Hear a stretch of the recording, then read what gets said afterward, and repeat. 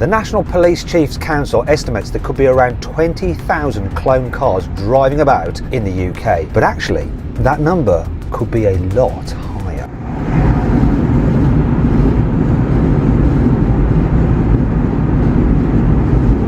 A police investigation has revealed that an estimated 2 million people could be doctoring their number plates to avoid ULEZ and speeding fines. Apparently, on the internet, you can buy fake number plates for as little as £10. This is straightforwardly illegal. Don't be any doubt about that. Who better to discuss this with than Nick Freeman, Mr. Loophole himself, the motoring law expert.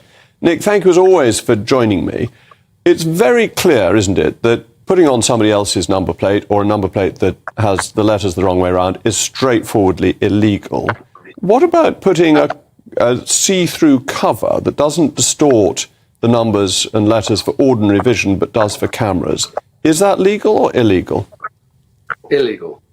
If you tamper with your number plate in any respect to try and avoid the consequence of going through a camera or attempting to the court, and if you're caught, you'll be interviewed, you'll be charged, and you can expect a custodial sentence.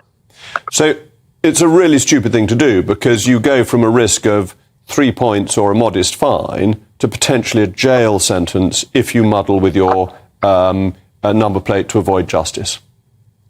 Absolutely. I mean, you may recall the case of Hume and his wife, who just lied about who was driving. It was a straightforward three-pointer. They both went to prison. So I think people don't realise how serious number plate tampering or being dishonest in relation to simple matters such as who was driving is. The courts deal with it very strictly because basically we are reliant on robotical policing now, and the public are expected to go along with it. And in my view, obviously, it will be extremely foolish for anyone to tamper with a number plate, because they're going to land themselves eventually in very deep water. The authorities will catch up with them.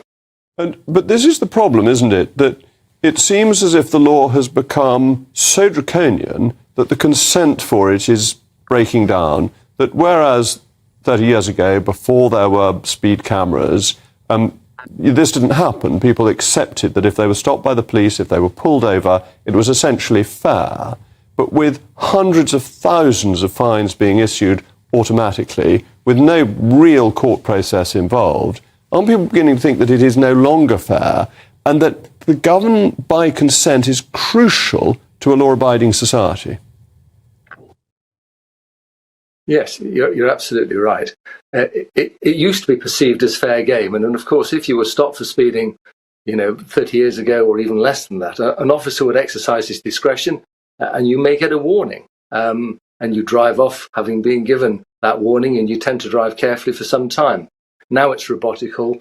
The cameras are literally everywhere. As you say, the speed limits are coming down to a level which the motorist doesn't really understand. And then when you couple that with ULEZ, congestion charges, and then couple that with the fact that we are living in largely a decriminalised society, unless you're a motorist, the motorist feels, I think, now that it's going or it's gone too far.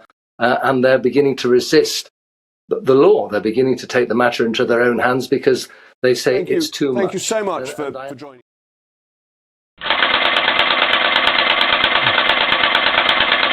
You gotta be f***ing kidding.